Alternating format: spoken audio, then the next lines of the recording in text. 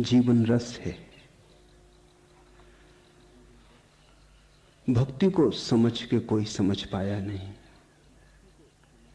भक्ति को डूबकर, भक्ति में डूबकर ही कोई भक्ति के राज को समझ पाता है। नाच कहीं ज्यादा करीब है विचार से, गीत कहीं ज्यादा करीब है पद्य से, हृदय करीब है मस्तिष्क से। इन बहुत दिनों भक्ति की लहरों में हमने आंदोलन लिया। बहुत तुम्हें रुलाया भी, क्योंकि भक्ति आंसुओं के बहुत करीब है। और जो रो ना सके वो भक्त ना हो सकेगा। छोटे बच्चे की तरह जो असहाय होकर रो सके वही भक्ति मार्ग से गुजर पाता है। भक्ति बड़ी सुगम है, लेकिन जिनकी आंखों में आंसू हों बस उनके लिए। भक्ति बहुत कठिन है अगर आंखों के आंसू सूख गए हों, और बहुत हैं अभागे संसार में जिनके आंखों के आंसू सूख गए, जिनके पास आंखें हैं लेकिन आंखों में पानी नहीं रहा, जो देखते हैं लेकिन गहरा नहीं देख पाते, क्योंकि आंखों से भी ज्यादा गहरा आंखों के आंसू देखते हैं। और जिनकी आंखों में आंसू नहीं रहे उनकी आंखों के स्वच्छ होने की संभावना मिट गई। आंसू तो स्नान करा जाते हैं, आंखों को बार बार ताजा कर जाते हैं, धूल को जमने नहीं देते, विचार को टिकने नहीं देते, कूड़ा करकट को बहा ले जाते। आंखें फिर ताजी हो जाती हैं स्फटिक मणि की भांति, छोटे बच्चों की भांति। फिर संसार हरा और ताजा और नया हो जाता है। उस ताजगी से ही परमात्मा की खबर मिलती है। भक्त का अर्थ है जो रोना जानता है, भक्त का अर्थ है जो असहाय होना जानता है, भक्त का अर्थ है जो अपने ना कुछ होने को अनुभव करता है। अहंकार से भक्ति बिल्कुल विपरीत है। इसलिए जो अहंकार की खोज पर चले हैं वे कभी भक्ति को उपलब्ध ना हो सकेंगे। परमात्मा को पाना हो तो स्वयं को खोना ही पड़ेगा। ये खोने की यात्रा थी। ये राह बड़ी मधुभरी थी, बड़े फूल खिले थे, क्योंकि भक्ति के मार्ग पर कोई मरुस्थल नहीं। तुम पैर भर रखो, पहला कदम ही आखिरी कदम बन जाता है। तुम पैर भर बढ़ाओ कि सौंदर्य अपने अनंत रूपों में खोलने लगता है। परमात्मा को खोजना नहीं, अपने को खोलना है ताकि परमात्मा तुम्हें खोज सके। इस भ्रांति में तो तुम रहना ही मत कि तुम परमात्मा को खोज लोगे। भक्ति का मूल आधार यही है कि परमात्मा तुम्हें खोज रहा है। तुम छुप क्यों रहे हो? तुम बचाए क्यों फिरते हो अपने को? तुम उसे न खोज सकोगे क्योंकि तुम्हें न उसका पता मालूम, न ठिकाना मालूम, और हाथ कितने छोटे हैं और आकाश कितना बड़ा है। तुम मुट्ठियों में आकाश को बांध पाओगे? मनुष्य की सामर्थ्य क्या है? जिस दिन अपनी असामर्थ्य प्रतीत हो जाती है उस दिन भक्त कहता है अब तुझसे कहीं भी क्या, तुझे खोजे भी कहां।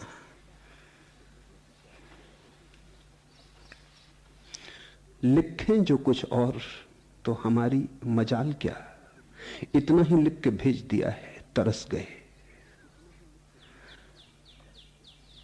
भक्त रो सकता है, तरस सकता है, शिकायत भी तो करने का कोई उपाय नहीं, क्योंकि शिकायत भी सामर्थ्य की ही छाया है। ये दिन बड़े अहोभाव के थे। ये सूत्र अगर तुम्हारे हृदय में थोड़ी सी भनक छोड़ जाए और तुम्हारा गीत मुखर हो उठे, वीणा तो तुम लेकर ही आए हो, लेकिन न मालूम कितने भयों से ग्रस्त हो और परमात्मा को तुम्हारी वीणा को छूने नहीं देते। थोड़ी हिम्मत चाहिए, थोड़ी मतवाली हिम्मत चाहिए। ये काम पागलों का है। परमात्मा को जिन्होंने पाया वो पागल थे, और पागल होने की सामर्थ्य नहीं हो तो परमात्मा की बात छोड़ देनी चाहिए। वो बुद्धिमानों का, समझदारों का, दुकानदारों का काम नहीं, पियक्कड़ों का है। और मैं खुश हूं कि पियक्कड़ धीरे धीरे अब मेरे पास आने लगे।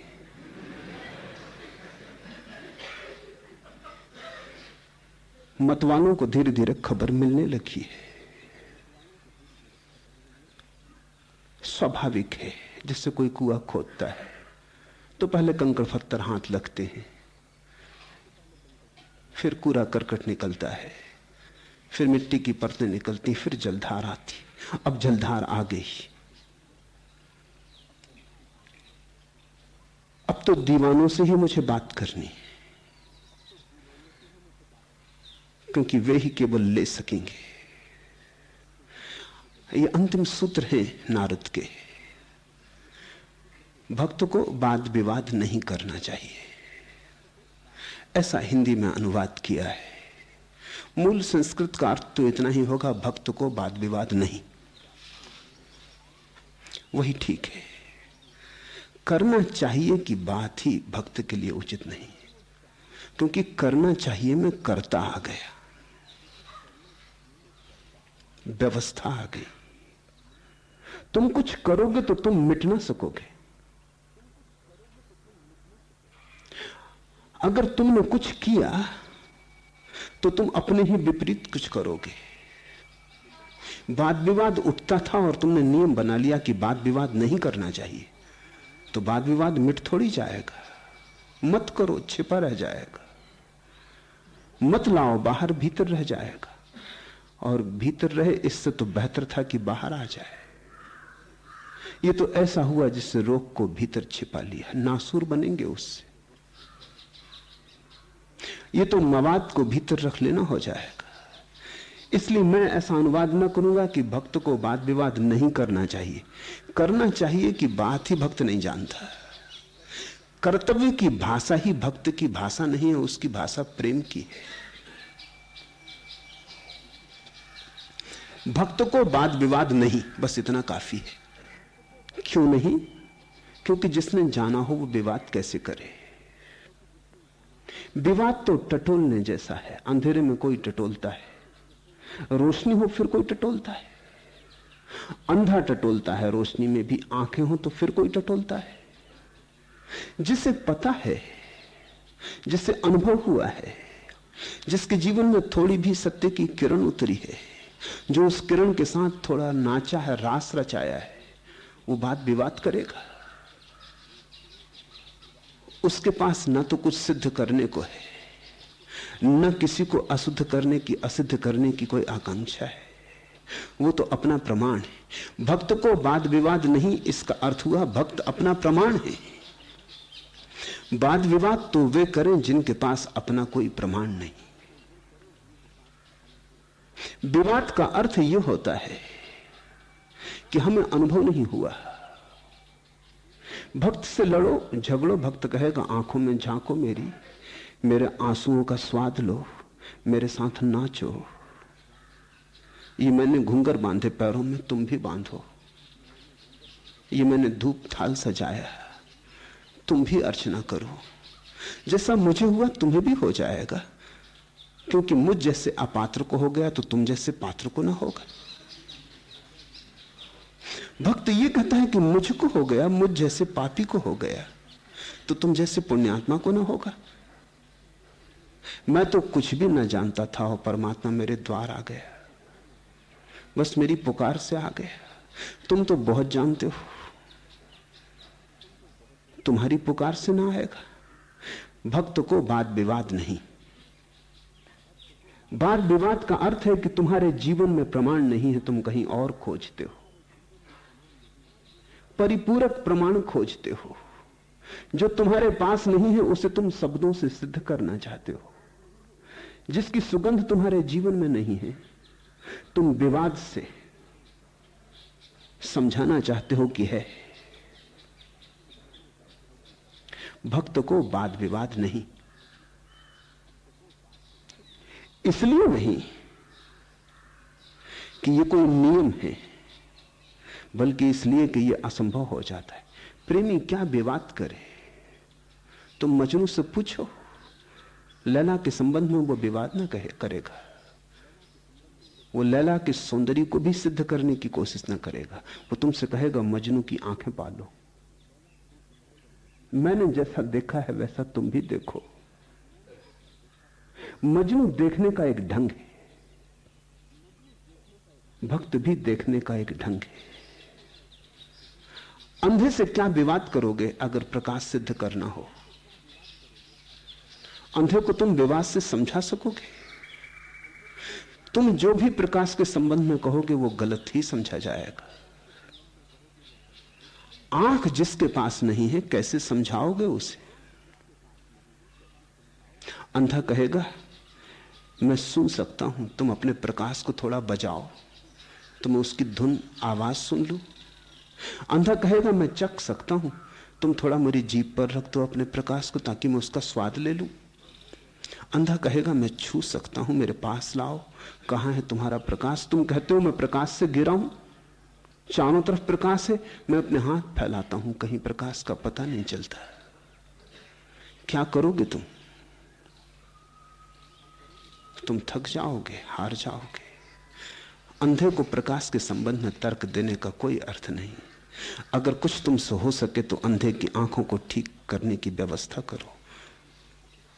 जैसे तुमने अपनी आंखें ठीक कर ली हैं उसी राह से उसे ले चलो।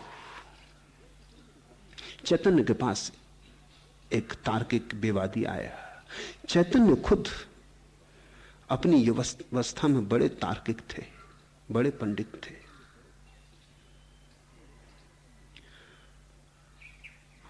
बंगाल में उनकी ख्याति फैल गई थी, पंडित उनसे थरथराने लगे थे। पर एक दिन उन्हें दिखाई पड़ा सारे पांडित्य का थोथापन। हरा दिया बहुतों को लेकिन अपनी जीत तो पास ना आई। न मालूम कितनों को पराजित कर दिया लेकिन खुद जीवन में तो कोई विजय की दुदुम भी ना बची। तर्कजाल खूब फैला लिया, हाथ में कोई संपदा न लगी। कांटों की तरह दूसरों को चुभने लगे लेकिन जिंदगी में अपने फूल न खिले। ये बात एक दिन उन्हें समझ में आ गई। और ध्यान रखना, ये बात केवल परम बुद्धिमानों को ही समझ में आ पाती। तर्क की असारता को देख लेना बड़े निष्ठापूर्ण, बड़ी प्रतिभाशाली व्यक्तित्व का लक्षण। उन्होंने सब तर्क जाल छोड़ दिया, लेकिन किसी को पता न था। कोई पंडित उनसे विवाद करने चल पड़ा था, वो आ गया। चैतन्य का तुम जरा देर करके आए। अब हराने का मजा जाता रहा क्योंकि हम जीत गए। अब तुम्हें हराएं भी क्या, अब हम तुम्हें हराए बिना जीत गए। अब हम जीते हुए हैं।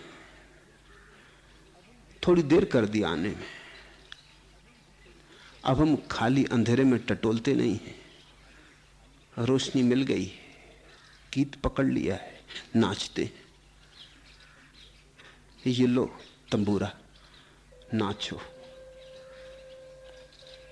पंडित बोला क्या पागल हूं मैं? चैतन्य ने कहा लोगों से मैं तर्क के निमंत्रण देता था, वो तैयार रहते थे। वो शब्दों का नाच है, वो कोरे हवा के बबूले। अब तुम्हें वास्तविक नृत्य का आमंत्रण दे रहा हूं, स्वीकार करो, क्योंकि ऐसे नाच के मैंने उसकी छवि को खोज लिया है। जब नाच में मैं खो जाता हूं तब वो प्रकट होता है, जब मैं मिट जाता हूं तब वो आ जाता है। जब तक मैं हूं तब तक द्वार बंद, जैसे ही मैं ना हुआ कि द्वार खुल जाते। भक्त को वाद विवाद नहीं, क्योंकि भक्त को स्वाद मिल गया। अब वाद विवाद में समय कौन खोए।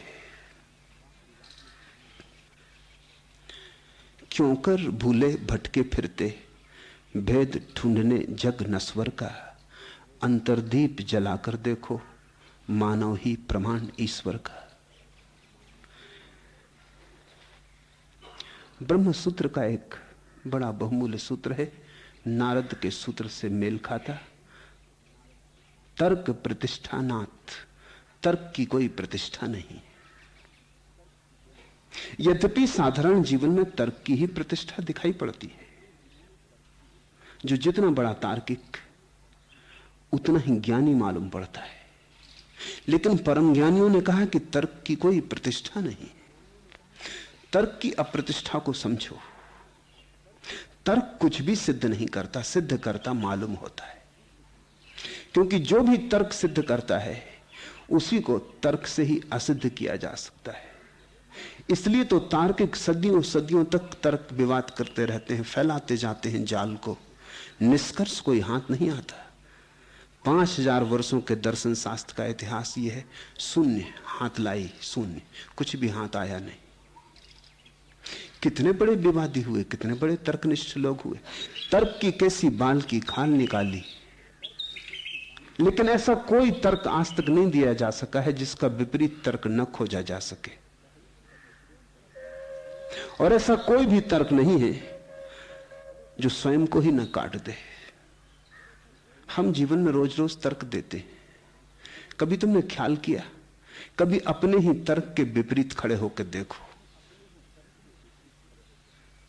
तुम तत्काल पाओगे कि तुम उसके विपरीत भी वैसा ही तर्क खोज लेते हो। तर्क प्रतिष्ठानाथ। मैं मुल्ला नसरुद्दीन के साथ बैठा था। उसका बेटा है कोई 18-19 साल का। वो आया और उसने कहा कि पापा, और उसने अच्छा मौका देखा, मैं बैठा हूं मेरे सामने, उसे हिम्मत बढ़ी। उसने कहा कि अब मैं कॉलेज जा रहा हूं, तब तो कार खरीदनी होगी। तो बाप ने कहा कार? 3 मकान छोड़ के तेरा कॉलेज है? और भगवान ने 2 पैर किस लिए दिए? उस लड़के ने कहा एक एक्सीलेटर पर रखने को, एक ब्रेक पर।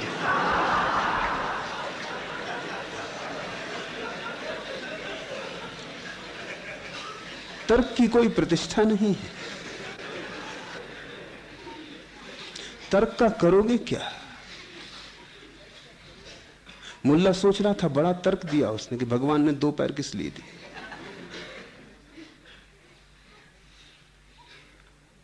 हम अपनी वासना के हित में ही तर्क खोज लेते। जो तुम मानना चाहते हो तुम मान लेते हो। हालांकि तुम कहोगे ये कि तर्कों से सिद्ध होता है इसलिए मैंने माना, लेकिन अपने भीतर थोड़ा विश्लेषण करो, आत्मनिरीक्षण करो। तुमने माना पहले, तर्क पीछे खोजे। इसलिए तर्क की कोई प्रतिष्ठा नहीं। चोर मान लेता है कि चोरी करने का कारण है। बेईमान मान लेता है बेईमान होने का कारण है। वो कहता है इस बेईमान संसार में ईमानदार तो जी ही नहीं सकता।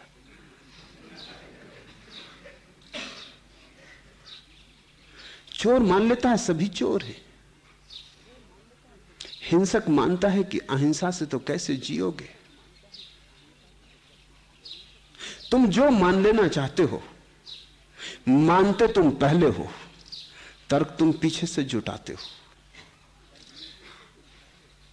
तुम जरा निरीक्षण करोगे तो तुम्हारी समझ में आ जाएगा कि मान्यता पहले उठती है या तर्क पहले उठता है।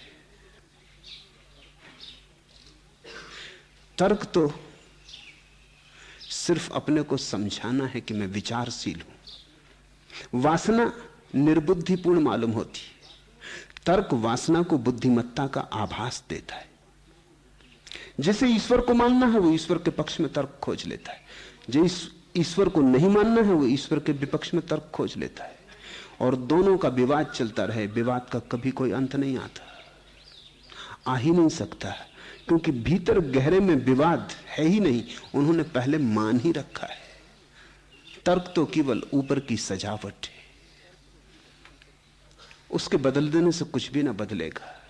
इसलिए कोई भी तुमसे कितना तर्क करे कुछ भी सिद्ध नहीं कर पाता। तुम्हें तर्क में हरा भी दे तो भी तुम भीतर यही भाव लेके जाते हो कि ठहरो थोड़ा सोचने का मौका दो, कोई रास्ता खोज लेंगे। तर्क से कभी कोई पराजित हुआ है? तर्क से कभी कोई हारा है? तर्क से कभी कोई जीता है? दूसरे का मुंह बंद कर सकते हो अगर तुम्हारा तर्क थोड़ा ज्यादा प्रबल है, लेकिन तुमसे प्रबल तार्किक मिल जाएगा और तुम्हारा मुंह बंद कर देगा।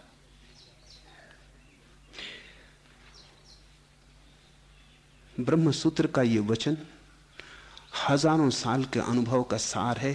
तर्क प्रतिष्ठानात्, तर्क की कोई प्रतिष्ठा नहीं। कठोपनिषद में भी एक वचन है, नेसा तर्केण मति राप नेया।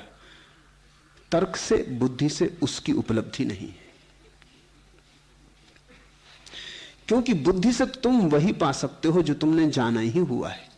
बुद्धि नए का कोई आविष्कार नहीं करती। बुद्धि तो जुगाली है, जैसे भैंस घास चर लेती फिर बैठ के जुगाली करती रहती। बुद्धि पहले तो यहां वहां से इकट्ठा कर लेती है, फिर उसी को दोहराती रहती, पुनरुक्ति करती रहती, साफ करती, निखारती, सजाती, संवारती, रूप रंग देती, सुंदर बनाती, व्यवस्था देती। लेकिन बुद्धि नए को कभी भी नहीं जानती। बुद्धि मौलिक नहीं है। बुद्धि से कभी अज्ञात का कोई पता नहीं चलता, और परमात्मा परम अज्ञात है, वो परम रहस्य। तुम्हारी बुद्धि के कारण ही तुम उसके पास नहीं पहुंच पाते हो। भक्त को वाद विवाद नहीं, क्योंकि बाहुल्य का अवकाश है वाद विवाद में, और वह अनियत है। बाहुल्य का अवकाश है, कितना ही फैलाते चले जाओ वो फैलते ही चला जाता है। ऐसी कोई सीमा ही नहीं आती जहां तुम कह सको तर्कपूर्ण हुआ। ऐसी कोई जगह नहीं आती जहां सब प्रश्न गिर जाते हो और आत्यंतिक उत्तर हाथ में आ जाता हो। तुम सिर्फ प्रश्नों को पीछे हटाए चले जाते हो। कोई कहता है जगत किसने बनाया, तुम कहते हो ईश्वर ने बनाया। वो पूछता है ईश्वर को किसने बनाया। अब क्या करोगे? कहोगे और किसी महाईश्वर ने बनाया। वो पूछेगा उसको किसने बनाया। बाहुल्य का अवकाश है। कोई आदमी चोरी करता है, बेईमान है, दुखी है, परेशान है, तुम कहते हो पिछले जन्मों का फल भोग रहा। पिछले जन्मों में क्यों उसने ऐसे कर्म किए थे? कहो और पिछले जन्म में फल किए थे, मगर इससे क्या हाल होगा? कहीं तो जाके रुकोगे। कभी तो उसने शुरुआत की होगी। शुरुआत कैसे हुई थी? तो इतना बाहुल्य करने की जरूरत क्या थी? बात तो वहीं के वहीं खड़ी रही, प्रश्न वहीं के वहीं रहा, उत्तर कोई हाथ आया नहीं। तुम दुखी हो, कोई समझा देता है कि पिछले जन्म के पाप कर्म के कारण दुखी हो, तुम संतोष कर लेते हो कि चलो ठीक है। लेकिन तुम पूछो पिछले जन्म में क्यों पाप कर्म किए, और उस आदमी के पास सिवाय इसके कोई उत्तर न होगा कि उसके पिछले जन्म में तुमने कुछ और किया था। खींचते जाओ, कहां पहुंचोगे? कितने ही जन्मों के बाद प्रश्न वही का वही रहेगा। तर्क की कोई प्रतिष्ठा नहीं। बुद्धि से दिए गए उत्तर उत्तर नहीं है, उत्तरों का आभास है।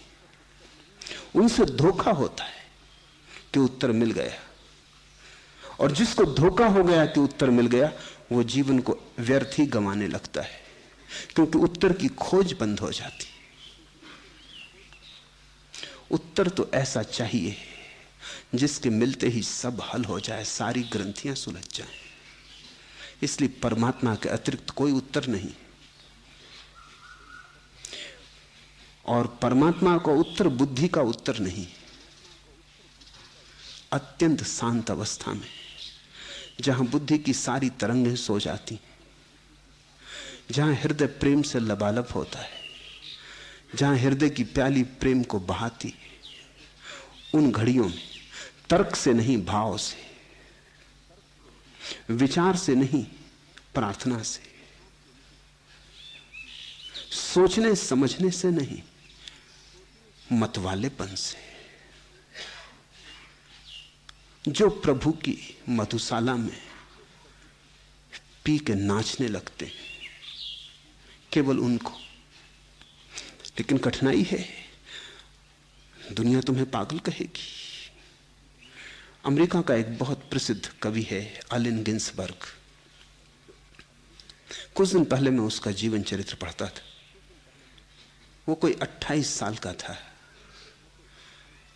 भावपूर्ण व्यक्ति है, कवि है, महाकवि है। बुद्धि से कम हृदय और भाव से ज्यादा जिया है। एक सांझ सूरज डूबता था और वो अपनी खिड़की के पास अपने बिस्तर पर लेटा विश्राम करता था। विलियम ब्लैक की कुछ पंक्तियां उसके मन में दौड़ रही थी। उन्हीं को सोचता सोचता सोचता सूरज का डूबना देखता रहा। सांझ हो गई, पक्षियों के गीत चुप हो गए। अचानक उसे ऐसा आभास हुआ, उसे कुछ झलक मिली, जैसे परमात्मा ने उसे छुआ, जैसे कोई हाथ आया खिड़की से अंदर, उसे स्पर्श हुआ। घबराया, लेकिन इतना सुखद था स्पर्श कि घबराहट को एक तरफ रख दिया और पड़ा रहा। आंख बंद की तो भी स्पर्श मालूम होता रहा, आंख खोली तो भी स्पर्श मालूम होता रहा। इतना प्रगाढ़ हुआ स्पर्श कि उसे लगा कि परमात्मा का अनुभव हुआ है। और बात इतनी गहरी गई कि उसने उठ के अपनी किताब पर लिखा कि अब चाहे सारी दुनिया कहे कि ईश्वर नहीं, तो भी मैं कहूंगा कि ईश्वर है। मैंने उसे जाना है और मैं इस घड़ी को कभी ना भूलूंगा। लाख मेरी बुद्धि कहे तो मैं कसम खाता हूं, तो भी मैं इस अनुभव को कभी झुटलाऊंगा ना। हो सकता है मेरी बुद्धि फिर पुराने तर्क जाल उठा ले। इसलिए आज कसम खाता हूं इस क्षण में कि मैं परम आस्तिकता को उपलब्ध हुआ ईश्वर है। लेकिन जैसे ही वो लिख रहा था वैसे ही तर्क और संदेह उठने शुरू हो गए। असल में तर्क और संदेह तो पहले ही उठाए होंगे, तभी तो ये कसम ली, तभी तो ये लिखा, नहीं तो लिखने की जरूरत क्या थी। ये भविष्य का संदेह झांक गया, मन को कपा गया, स्पर्श छूट गया उस परम शक्ति का।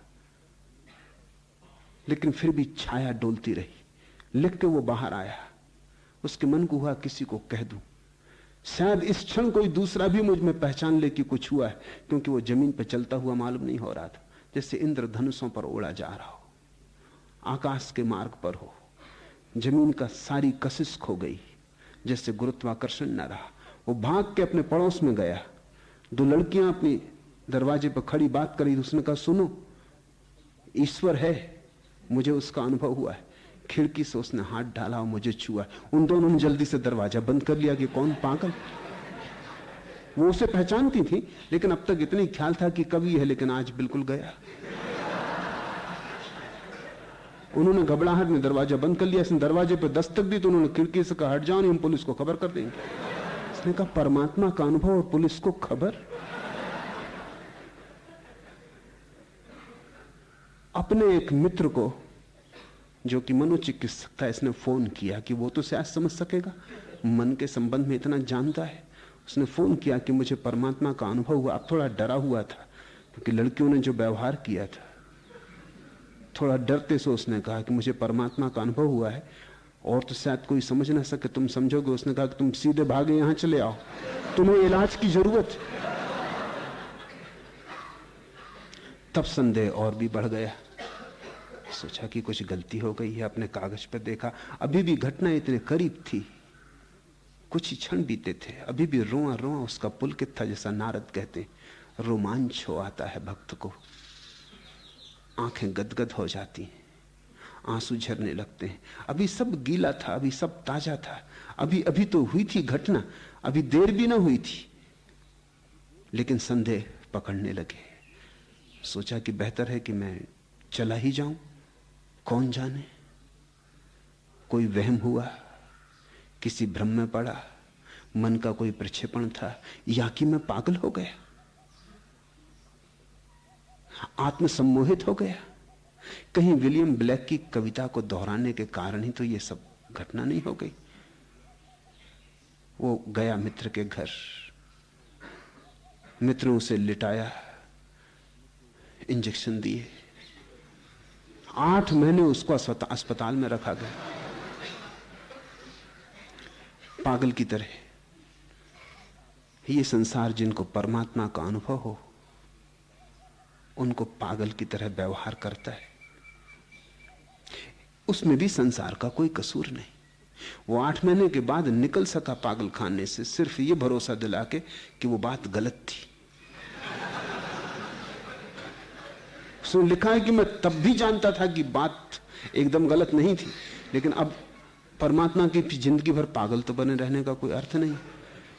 जब मैंने सब तरह के प्रमाण दे दिए कि मैं ठीक अपने तर्क में, बुद्धि में वापस लौट आया हूं, सामान्य हो गया हूं, बीमार नहीं हूं, अब रुग्ण नहीं हूं, तब उन्होंने मुझे छोड़ा। एक महान अनुभव चूक गया। ये आदमी भारत में हुआ होता है परमहंस हो जाता। उसकी कविताओं में अभी भी कभी कभी झलक है, लेकिन समाज की अपनी स्वीकृति की सीमाएं, समाज के ढांचे से इंच भर यहां वहां तुम हुए कि अड़चन खड़ी होती। अगर तुम्हें कोई प्रतीति भी हो तो उसे छिपाना। जैसे कोई हीरा मिल जाए तो कबीर ने कहा है गांठ गठियायो, जल्दी से गांठ लगा लेना, किसी को बताना मत, नहीं तो लोग कहेंगे दिमाग खराब हो गए। उसकी किसी को कानो कान खबर मत होने देना। लोग हृदय के विपरीत हैं, लोग प्रार्थना के विपरीत हैं। तुम चकित होगे, वे भी जो प्रार्थना करते हैं प्रार्थना के विपरीत। वे भी प्रार्थना करते हैं जहां तक बुद्धि की सीमा के भीतर चलता है, पूजा पाठ करते हैं, मंदिर जाते हैं, लेकिन कभी भी हिसाब किताब की दुनिया के आगे नहीं बढ़ते। उनका मंदिर उनकी दुकान की सीमा के भीतर है और उनका प्रेम उनकी तर्क की बागुड़ से घिरा है और उनकी पूजा औपचारिक है। जाना चाहिए इसलिए जाते हैं मंदिर, पूजा करनी चाहिए इसलिए पूजा करते हैं, क्योंकि समाज इन बातों को मान्यता देता है। रिस्पेक्टेबिलिटी, एक सम्मान मिलता है समाज से कि आदमी धार्मिक है। लेकिन समाज धार्मिक आदमी को बर्दाश्त नहीं करता, औपचारिक रूप से धार्मिक आदमी को बर्दाश्त करता है। हिंदू को, मुसलमान को, जैन को बर्दाश्त करता है, धार्मिक आदमी को बर्दाश्त नहीं करता। ये सूत्र बड़े क्रांतिकारी सूत्र हैं। हिम्मत हो तो ही इस तरफ बढ़ना, नहीं तो भूल जाना। वाद विवाद में बाहुल्य का अवकाश है और वह अनियत है। नारद कहते हैं व्यर्थ का फैलाव करने से सार क्या है। और फिर तर्क कहीं भी पहुंचाता नहीं, उसकी कोई नियति नहीं है, उसका कोई निष्कर्ष नहीं है, वो निष्कर्षहीन व्यर्थ की विडंबना है। करते जाओ, एक तर्क से दूसरा निकलता है, दूसरे तर्क से तीसरा निकलता है। ऐसा कभी नहीं आता, ऐसा क्षण कभी नहीं आता जहां निष्पत्ति आती हो। और जिससे निष्पत्ति ना आती हो उसमें जीवन को मत गंवाना, क्योंकि जीवन निष्पत्ति चाहता है। जीवन किसी महत्वपूर्ण नियति को पूरा करना चाहता है, जीवन खिलना चाहता है। नहीं हृदय में राग भला तब वीणा क्या बोलेगी। अगर मूल निर्गंध फूल में सुरभि नहीं डोलेगी। मूल की चिंता करना तो फूल में गंध आएगी, और हृदय में राग को जगाना तो जीवन की वीणा तरंगित होगी। लेकिन मूल और हृदय का विचार करना, प्रेमा भक्ति की प्राप्ति के लिए भक्ति शास्त्र का मनन करना चाहिए और ऐसे भी कर्म करने चाहिए जिनसे भक्ति की वृद्धि हो। भक्ति शास्त्र का अध्ययन नहीं हो सकता। 3 शब्द हैं हमारे पास, चिंतन, मनन, निदिध्यासन। चिंतन तो विचार है, मनन ध्यान है, निदिध्यासन समाधि है। चिंतन अगर ठीक मार्ग से चले तो मनन पर पहुंच जाता है। अगर कोल्हू के बैल की तरह चलने लगे तो फिर मनन तक नहीं पहुंचता। तर्क में जिसका चिंतन उलझ गया वो मनन तक नहीं पहुंच पाता। जो इतना चिंतनशील है कि तर्क की व्यर्थता को पहचान लेता है, उसका चिंतन, उसकी चिंतन ऊर्जा मनन बनने लगती। मनन सोच विचार नहीं है, मनन भावना है। जैसे तुम एक फूल को देख रहे हो तो तुम सोचते हो गुलाब है कि जूही है कि चंपा है कि लाल है कि पीला है कि सफेद है कि सुगंधित है कि सुगंधित नहीं है, देसी है विदेशी है। अगर इस तरह की बातें तुम सोच रहे हो तो चिंतन कर रहे हो गुलाब के संबंध में।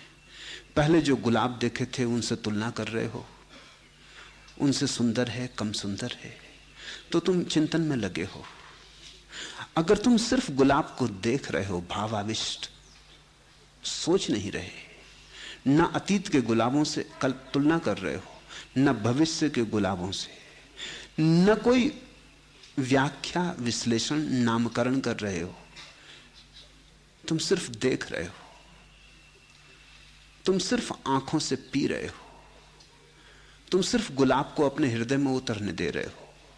तुम गुलाब में उतर रहे हो, गुलाब तुम में उतर रहा है। तुम्हारे और गुलाब के बीच एक आंतरिक लेन देन शुरू हुआ है। गुलाब अपना सौंदर्य तुम में उंडेलेगा, सुगंध तुम में उंडेलेगा और तुम्हारा जीवन स्पर्श अपने में लेगा। तुम दोनों तरंगायत हो एक ही तरंग में, एक ही वेवलेंथ पर।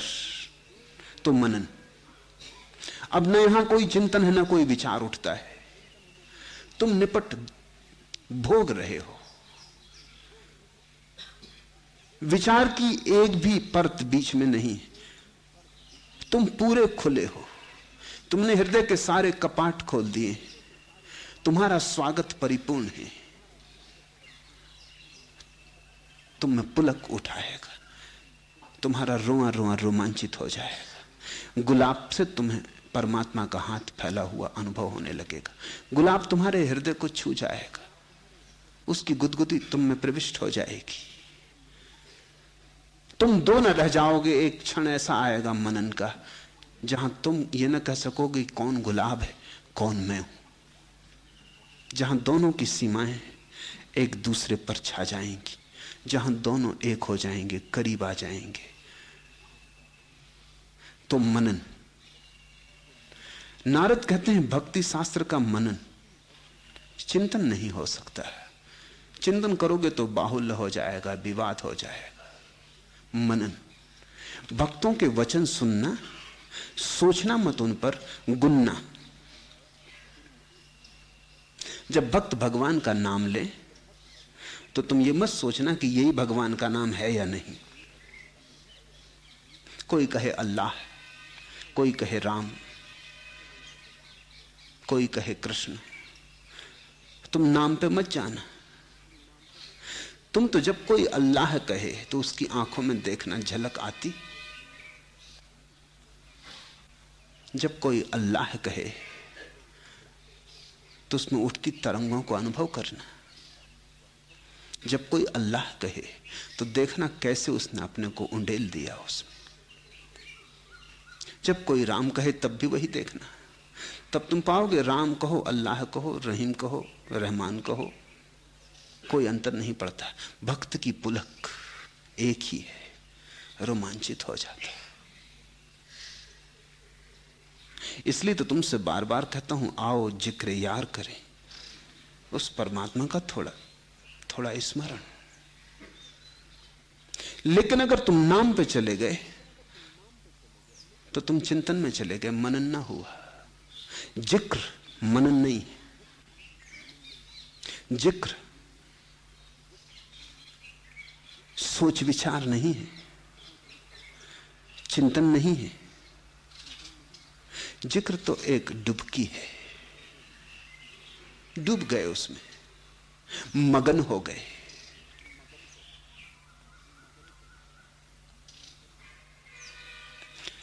जिक्र तो उसकी शराब का पी लेना है। भक्तों के वचन सुन के तुम चिंतन मत करना कि ये क्या कह रहे हैं। अगर तुम चिंतन में पड़े तो तुम चूक गए। ज्ञानियों के वचन सुनो तो चिंतन करना, क्योंकि वहां चिंतन के सिवाय और कुछ भी नहीं।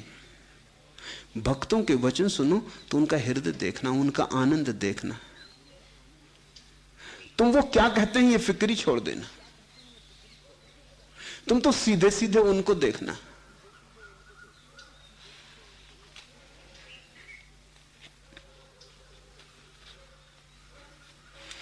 देख रहे हो जो कुछ उसमें भी सबका मत विश्वास करो, सुनो ही बातें तो केवल गूंज हवा की होती। जो देख रहे हो तुम वो भी सब विश्वास योग्य नहीं है, क्योंकि बहुत कुछ तो तुम्हारी कल्पना का जाल है जो तुम देख रहे हो। फिर सुनी हुई बातें तो केवल गूंज हवा की होती हैं। तो जो सुन रहे हो उस पर तो बहुत फिक्र करना ही मत, जो अनुभव में आए बस।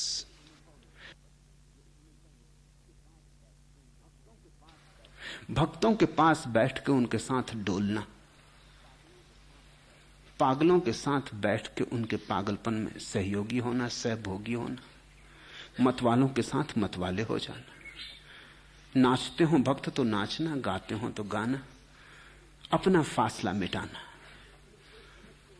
अपने सोच समझ को उतार कर रख देना बोझ की तरह एक किनारे, थोड़ी देर को निर्बोझ हो जाना।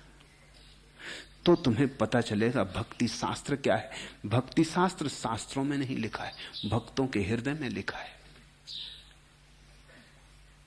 भक्ति शास्त्र शब्द नहीं, सिद्धांत नहीं, एक जीवंत सत्य है। जहां तुम भक्त को पालो वहीं उसे पढ़ लेना, और कहीं पढ़ने का उपाय नहीं। भक्ति शास्त्र का मनन और ऐसे कर्म भी जिनसे भक्ति की वृद्धि हो, क्योंकि वस्तुतः तुम जो करते हो वही तुम होने लगते हो। इस तत्व को थोड़ा ठीक से समझ लो। मेरे पास लोग आते हैं, वो कहते हैं नाचने से क्या होगा। मैं कहता हूं होने की बात पीछे विचार कर लेंगे, तुम नाचो तो। कहते हैं लेकिन पहले पक्का ना हो जाए कि नाचने से क्या होगा। तो मैं उनसे कहता हूं तुम पैदा हुए थे, सांस लेने के पहले तुमने पूछा था सांस लेने से क्या होगा। जब तक पक्का ना हो जाए, मां का दूध पीने के पहले तुमने पूछा था दूध पीने से क्या होगा। जब तक पक्का ना हो जाए, बोलने के पहले तुमने पूछा था बोलने से क्या होगा।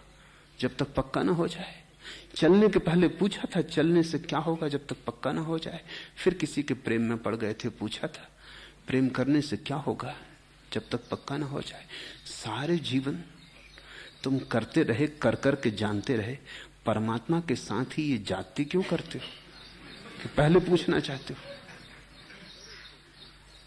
करो तो ही कोई जानता है, कि ये बिना कौन जानता है। जानना अस्तित्वगत है। रोगे तो जानोगे कि क्या होता है।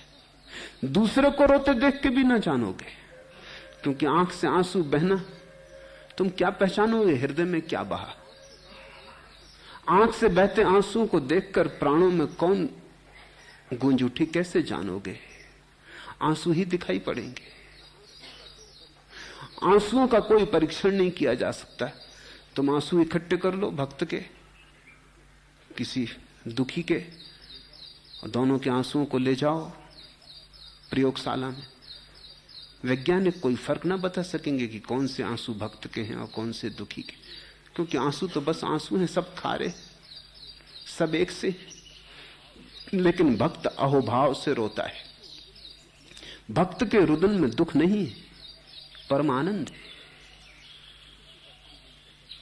किसी का परिजन चल बसा है, वो भी रोता है, दुख से विषाक्त हैं उसके आंसू।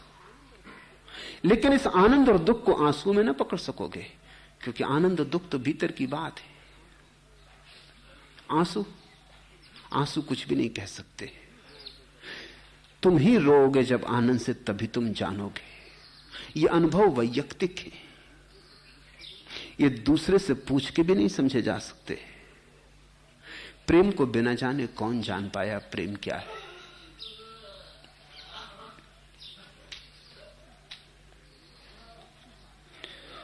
भक्ति शास्त्र का मनन करना चाहिए और ऐसे कर्म भी करने चाहिए जिनसे भक्ति की वृद्धि हो। किन कर्मों से भक्ति की वृद्धि होती? भक्त होने का क्या कर्म? जीवन को देखने का एक ढंग।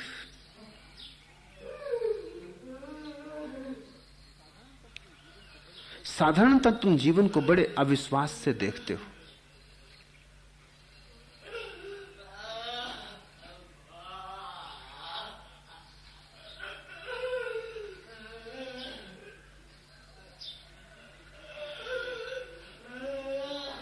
जीवन को देखने का ढंग साधारणतः संदेह से भरा है,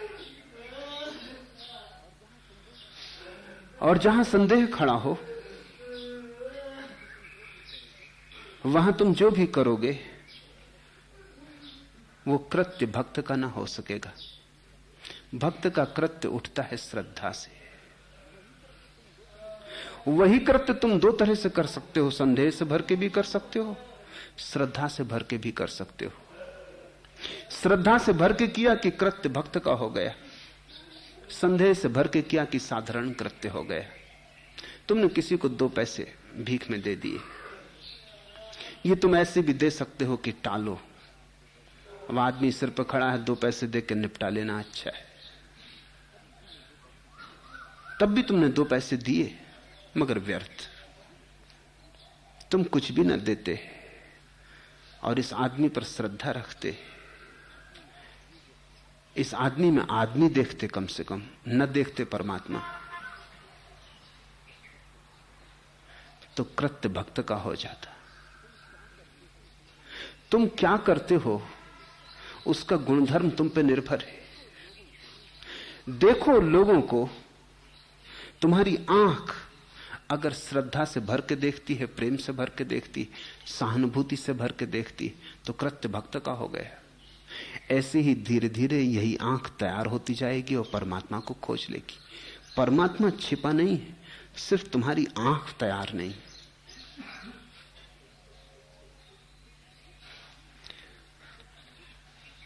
सुख दुख इच्छा लाभ आदि का पूर्ण त्याग हो जाए, ऐसे काल की बाट देखते हुए आधा क्षण भी व्यर्थ नहीं बिताना चाहिए।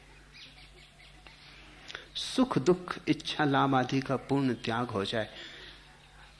भक्त त्याग कर नहीं सकता, हो जाए, क्योंकि भक्त का पूरा आधार यही है कि परमात्मा करेगा, मेरे किए क्या होगा, वो प्रार्थना करता है। यही साधक और भक्त का फर्क है। साधक चेष्टा करता है त्याग की इच्छा छोड़ दूं, लेकिन तुम जरा समझो, जब तुम इच्छा छोड़ने की चेष्टा करते हो तब तुमने एक नई इच्छा को जन्म दे दिया, इच्छा छोड़ने की इच्छा। अब तुम फंसे जाल में। जब तुम वस्तुओं को छोड़ने का आग्रह करते हो तब तुम्हें त्याग को पकड़ना पड़ता है। छोड़ने के लिए पकड़ना पड़ता है, और पकड़ ही छोड़नी थी। संसार छोड़ना चाहते हो तो तुम्हें स्वर्ग की कल्पना करनी पड़ती, क्योंकि बिना तुम कुछ पकड़े छोड़ नहीं सकते। फिक्र है जाहिद को हूरो कौसरे तस्नीम की, और हम जन्नत समझते हैं तेरे दीदार को। वो जो त्यागी है उसे तो स्वर्ग की अप्सराओं की आकांक्षा है, सुख के भोग, स्वर्ग के कल्प वृक्षों की। फिक्र है जाहिद को हूरो कौसरो तस्नीम की, और हम जन्नत समझते हैं तेरे दीदार को। और भक्त तो कहता तू दिख गया, स्वर्ग हो गया, तेरा दर्शन काफी है। भक्त तो कहता हमारी आंख तुझे देखने में समर्थ हो गई, बस सब हो गया। तुझे पा लिया तो सब पा लिया। साधक चेष्टा करता है, भक्त प्रार्थना करता है। भक्त कहता है तू कुछ ऐसा कर कि इच्छा छूट जाए। हम तो छोड़ेंगे भी तो नई इच्छा का बीजारोपण कर लेंगे। भक्त कहता है कुछ ऐसा कर कि व्यर्थ से छुटकारा हो जाए, क्योंकि हम तो ऐसे हैं कि हम सार्थक को भी पकड़ेंगे तो व्यर्थ हो जाएगा। हम सोना भी छूते हैं, मिट्टी हो जाता है, और सुना है कि तू मिट्टी भी छू देता तो सोना हो जाता है। तो तू ही कुछ कर। प्रार्थना का राज यही है कि भक्त कहता है हमारे किए कुछ भी ना होगा। कितने जन्मों जन्मों से तो हम करते रहे, सब किया कराया व्यर्थ चला जाता है। आखिर में हम दोहरा दोहरा के वही कर लेते हैं जो हम नहीं करना चाहते थे। दूसरे पे क्रोध करना रोकते हैं तो अपने पे क्रोध होने लगता है, मगर क्रोध जारी रहता है।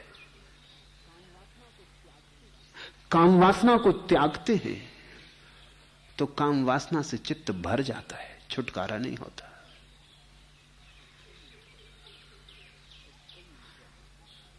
एक कवि मुझे अपना संस्मरण सुना रहे थे।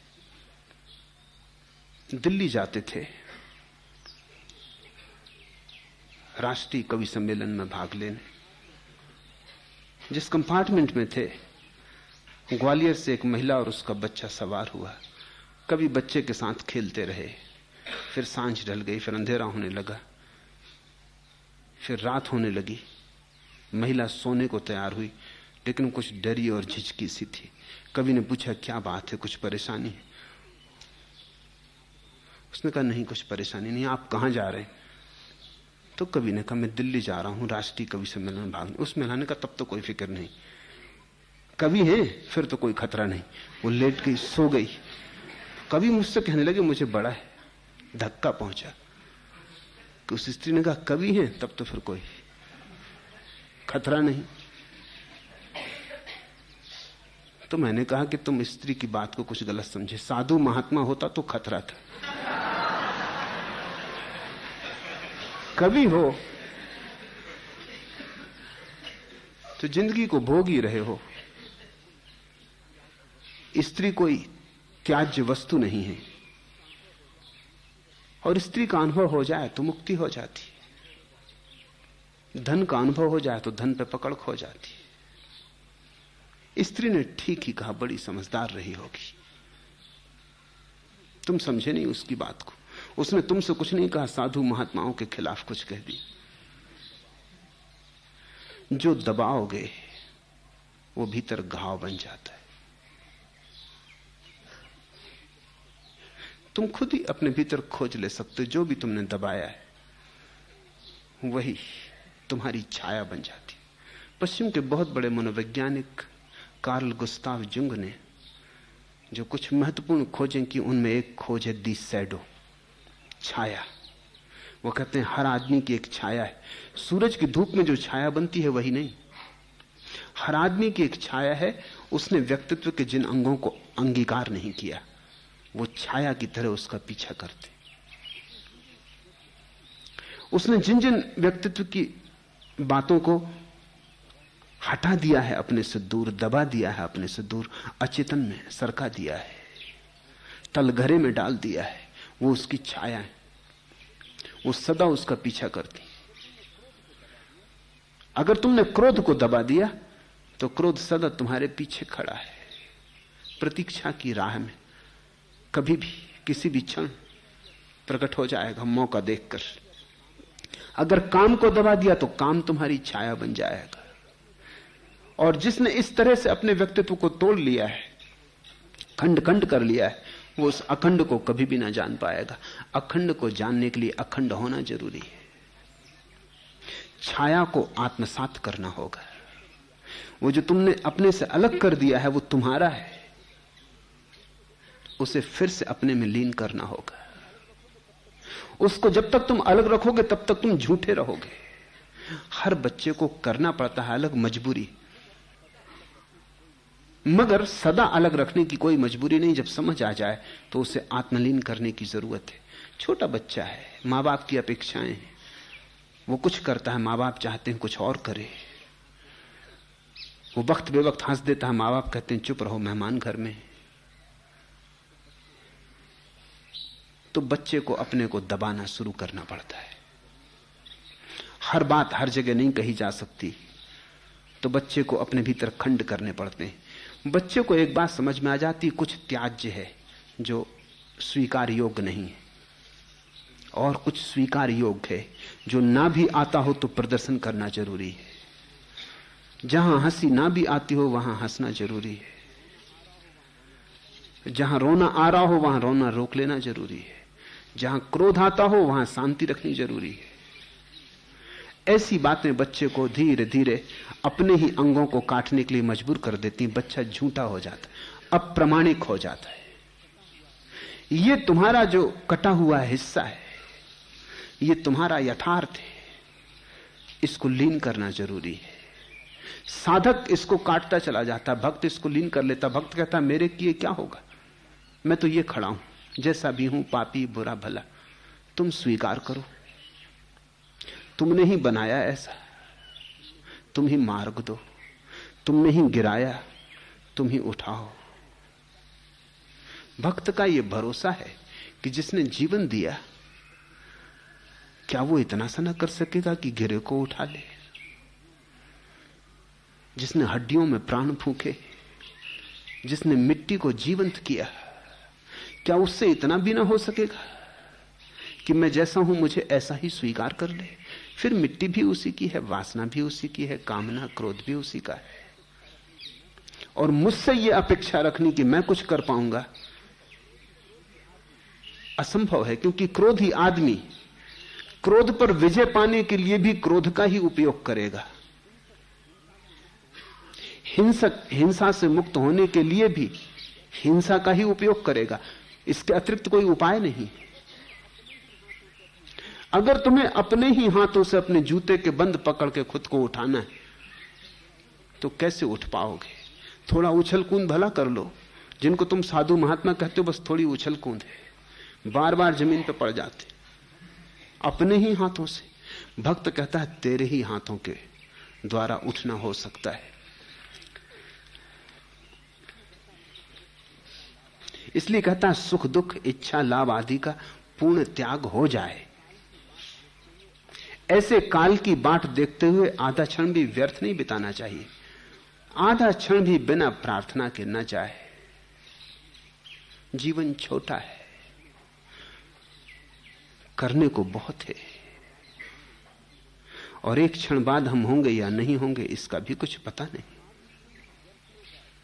तो आधा क्षण भी व्यर्थ ना जाए, प्रार्थना शून्य ना जाए। तुम उठो बैठो चलो कुछ भी करो, लेकिन प्रार्थना अहिर्निश तुम्हारे भीतर डोलती रहे।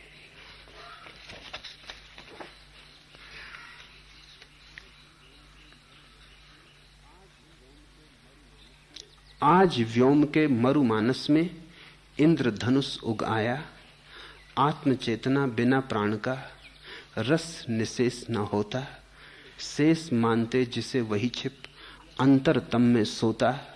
यह मनमथ के कुसुमायुध की बिंबित सुंदर छाया, ज्योति तिमिर की संधि मात्र ही नाम रूप का कारण। केवल ही कर सकता अपना बंधन सहज निवारण। भुने बीज के उर्मे अंकुर कब किसने उकसाया। कब विराग का बांध मुखौटा विकल राग छिप पाया। छिपाने की चेष्टा मत करना, अन्यथा विराग का मुखौटा बंध जाएगा, राग भीतर रहेगा। केवल वही, केवल परमात्मा ही मुक्ति ला सकता है। जहां से जीवन का जन्म है वहीं से मुक्ति का भी। जहां से वासना का जन्म है वहीं से ब्रह्मचर्य का भी। यह भक्त की आस्था है कि भक्त कहता है परमात्मा ही कुछ करेगा, मैं प्रार्थना कर सकता हूं। लेकिन अगर तुम्हारी प्रार्थना पूर्ण है तो पूर्ण होती ही है। तुमने कभी पुकारा ही नहीं, तुमने कभी हृदय भर के मांगा ही नहीं, कभी तुमने अपने आप को पूरा उसके हाथ में सौंपा ही नहीं। तुमने कभी हृदय पूर्वक उससे कहा ही नहीं कि आओ मुझे बदलो। मैं बदलने को तैयार हूं लेकिन जानता नहीं कैसे बदलूं। मैं बदलने को तैयार हूं लेकिन बदलाहट मेरे बस के बाहर है। तुम ही आओ, तुम ही पाहुने बनो मेरे हृदय में, तुम ही मुझे बदलो। भक्त का मार्ग सुगम है, बस ये पहला कदम बड़ा कठिन है। तुम्हारे मन में ऐसा बना ही रहता है कि हम अपने सूत्रधार बने रहें। इसलिए साधक का अहंकार मरता ही नहीं, नए नए रूप धरता है। कल संसारी था, अब सन्यासी हो जाता है। कल तक भोगी था, अब त्यागी हो जाता है, लेकिन नए रूप धर लेता है, नए मुखौटे पहन लेता है। लेकिन मैं कुछ करके रहूंगा, ये बात मिटती ही नहीं। भक्त कहता है मैं झूठा भ्रम है, मैं हूं कहां, तू ही है, तो तू ही कर।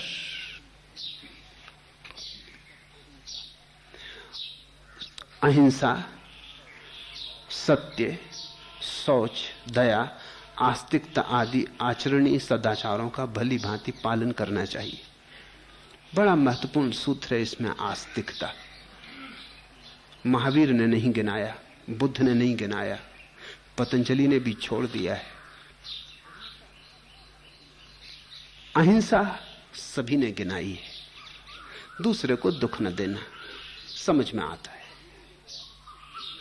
सत्य सभी ने गिनाया है, जो है उससे विपरीत न कहना, जो है उससे विपरीत न करना, जो है उसको अन्यथा न बताना। शौच, आंतरिक पवित्रता, शरीर की, बाहर की, मन की, सब तरह की, बिल्कुल ठीक है। दया, दूसरे के लिए जितना सुख हमसे बन सके उतना देने की चेष्टा। लेकिन आस्तिकता, इसको आचरण कहा नारद ने। ये बड़ी अनूठी बात है, और मेरे देखे बिना आस्तिकता के बाकी कोई भी हो नहीं सकता। अहिंसा, सत्य, शौच, दया बिना आस्तिकता के हो नहीं सकते। आस्तिकता का क्या अर्थ है? आस्तिकता का अर्थ है परमात्मा से हां कहना कि हां मैं राजी हूं, परमात्मा को नहीं ना कहना। वो जो कराए सो करना, वो जो ना कराए सो ना करना, उससे ही पूछ के चलना, अपनी बागडोर उसी के हाथ में दे देना, लगाम उसी को सौंप देना। फिर वो गड्ढों में गिराए तो गड्ढे स्वर्ग है, फिर वो नरक ले जाए तो नरक भी अहोभाग्य। सब कुछ उसके हाथ में छोड़ देने का नाम आस्तिकता। आस्तिकता का इतना मतलब नहीं होता कि तुम कहते हो कि हां ईश्वर को हम मानते। अगर कोई आदमी तुमसे ना कहे कि ईश्वर को मानता है या नहीं मानता है, क्या तुम उसके आचरण को देख के पता लगा पाओगे कि नास्तिक है या आस्तिक है? कोई पता ना लगा पाओगे। नास्तिक भी वही जीवन जीते हैं, आस्तिक भी वही जीवन देते हैं, फर्क तो कुछ दिखाई पड़ता नहीं, सिर्फ लफ्फाजी है, शब्दों का फर्क है। अगर तुम शब्दों को हटा दो और लेबल ना लगे हो कि आदमी नास्तिक है कि आस्तिक, तुम कोई फर्क ना कर पाओगे। तुम्हें आस्तिकों में परम सुंदर व्यक्तित्व के लोग मिल जाएंगे, नास्तिकों में मिल जाएंगे। तुम्हें भद्दे से भद्दे आस्तिक मिल जाएंगे और भद्दे से भद्दे नास्तिक मिल जाएंगे। सदाचारी नास्तिक मिल जाएंगे, सदाचारी आस्तिक मिल जाएंगे। इनसे कुछ भी तय नहीं होता। आस्तिकता का अर्थ है नदी में तैरना नहीं, बहना। परमात्मा के खिलाफ न लड़ना, उसके हाथ में अपना हाथ दे देना, कहना जहां तू ले चले ले चल, मुझे भरोसा है, मुझे आस्था है। आस्था बड़ी क्रांति है, महाक्रांति है। इससे बड़ी कोई छलांग नहीं, इससे बड़ा कोई रूपांतरण नहीं। क्योंकि यह कह देना कि मैं अलग नहीं हूं इस अस्तित्व से, एक हूं, इससे भिन्न मेरी ना कोई नियति है, न इससे भिन्न कहीं जाने का मेरा मन है। तू जो कराए, तुम जरा 24 घंटे भी आस्तिक होकर देखो, एक बार तय करो कि 24 घंटे में वो जो कराएगा करेंगे, तुम निर्भर हो जाओ। 24 घंटे में ही तुम पाओगे तुम किसी और जगत का स्वाद ले आए। फिर तुम दोबारा वही ना हो सकोगे जो तुम कल तक थे, क्योंकि तुम्हारी चिंताएं, तुम्हारी बेचैनियां, तुम्हारी अशांतियां मैं कुछ करके रहूंगा इससे पैदा होती। फिर नहीं कर पाते तो विषाद घेरता है, संताप घेरता है, हार पकड़ लेती है। जैसे ही तुमने कहा जो तू करेगा, मेरा कोई चुनाव नहीं, अब तू मुझे अंगीकार कर ले और मुझे चला। मैं ये भी ना कहूंगा कि तूने भटकाया, क्योंकि तू भटकाए तो इसका अर्थ हुआ कि भटकने में ही मेरी मंजिल होगी। मैं ये भी ना कहूंगा कि अभी तक कुछ भी नहीं हुआ, क्योंकि नहीं हुआ तो शायद इसी ढंग से होने का रास्ता गुजरता होगा। भक्त का अर्थ है अनन्य श्रद्धा। उसकी श्रद्धा को कहीं खंडित नहीं किया जा सकता। कोई घड़ी, कोई घटना उसकी श्रद्धा को डमाडोल नहीं करती। आस्तिकता परम गुण है। नास्तिकता यानी नहीं कहने की आकांक्षा। तुम सभी के मन में नहीं पहले उठता है। नहीं कहना हमेशा आसान है, क्योंकि अहंकार को अकड़ देता है। नहीं कहाने के भीतर लगता है हम भी कुछ, हां कहा कि भीतर लगता है गए। हां में आदमी बह जाता है, नहीं में अकड़ जाता है। तो जितनी नहीं तुम अपने आसपास घेरते जाओगे, उतना मजबूत अहंकार होता चला जाता है। आस्तिकता यानी हां, समग्र भाव से हां। सब समय सर्व भाव से निश्चिंत होकर भगवान का ही भजन करना चाहिए। महफिल में समा, चांद फलक पर, चमन में फूल, तस्वीरें रुए अनवरे जाना कहां नहीं। राम राम जपने की बात नहीं है। ये नहीं कह रहे हैं नारद कि तुम बैठे उठते राम राम जपते रहो। ऐसे तो कई मूढ़ जप रहे हैं, उससे उन्हें कोई लाभ हुआ इसका तो पता नहीं। सिर्फ बुद्धि उनकी जड़ हो गई दिखाई पड़ती। सब समय सर्व भाव से निश्चिंत होकर भगवान का ही भजन करना चाहिए। इसका अर्थ यह है जहां तुम देखो सब तरफ घूंघट उघाड़ के उसी को देखो, तो ही सर्वकाल में सब जगह उठते बैठते सोते खाते पीते भजन हो सकता है। अगर राम राम राम राम जपोगे तो भी दो राम के बीच में जगह छूट जाएगी। कितने ही जल्दी रटो राम राम राम राम, तो भी सर्वकाल में नहीं हो पाएगा। दो राम के बीच में जगह छूट ही जाएगी। तुम चाहे एक दूसरे के ऊपर राम को चढ़ा दो, जैसे मालगाड़ी का एक्सीडेंट हो गया हो, डब्बे ऊपर चढ़ गए, तो भी सर्वकाल में सर्वभाव से नहीं हो सकेगा। कभी तो थक जाओगे। और ध्यान रखना, जब तुम थक जाओगे तो तुम विपरीत करोगे। धर्म कुछ ऐसी कला है जिसमें थकान नहीं। अगर थक गए तो विपरीत करना पड़ेगा, क्योंकि थकान मिटाने के लिए विपरीत करना पड़ता है। दिन भर जागे, थक गए तो रात सोना पड़ता है। राम राम राम राम जपते रहे, फिर थक गए, परेशान हो गए, तो फिर व्यर्थ की बातों में अपने मन को उलझाना पड़ता है। एक ही उपाय है, महफिल में समा, चांद फलक पर, चमन में फूल, तस्वीर रुए अनभरे जाना कहां नहीं। तुम जहां भी देखो, चाहे फूल हो, चाहे समा हो, चाहे चांद हो, पशु पक्षी हो, मनुष्य हो, पौधे हो, पत्थर हो, तुम जहां नजर डालो जल्दी से घूंघट उठा के उसको देख लेना, आगे बढ़ जाना। धीरे धीरे तुम्हारी आंखें ही घूंघट उठाने की कला सीख जाएंगी। तुम्हें घूंघट उठाना भी नहीं पड़ेगा। आंख पड़ी कि तुम घूंघट के पार देख लोगे, सब जगह उसी की छवि विराजमान है। तो तुम दूसरों में भी उसी को देखोगे, अपने में भी उसी को देखोगे। किसी दिन दर्पण के सामने खड़े खड़े अपनी छवि में भी तुम्हें उसी की छवि दिखाई पड़ जाएगी। तब फिर सतत हो गया। अब ये करना नहीं है, ध्यान रखना। जो करना पड़े वो सतत नहीं हो सकता, क्योंकि करने से तो थकोगे, छुट्टी मांगोगे। अब ये करने जैसा नहीं है, अब तो ये हो रहा है, ये तो अब अपने आप घट रहा है। तो भजन, वे भगवान कीर्तित होने पर शीघ्र ही प्रकट होते हैं और भक्तों को अनुभव करा देते हैं। इस सूत्र को समझने में भूल हो सकती है, बहुतों ने भूल की है। सीधा अर्थ तो यह हुआ कि भगवान खुशामद से प्रसन्न हो जाते, वे भगवान कीर्तित होने पर शीघ्र ही प्रकट होते और भक्तों को अनुभव करा देते। इसका तो अर्थ हुआ कि बड़े स्तुति प्रिय हैं, खुशामद की आकांक्षा रखते हैं कि तुम उनका भजन करो तो वो जल्दी से खुश हो जाते हैं कि देखो ये भक्त बड़ा शोरगुल मचा रहा है।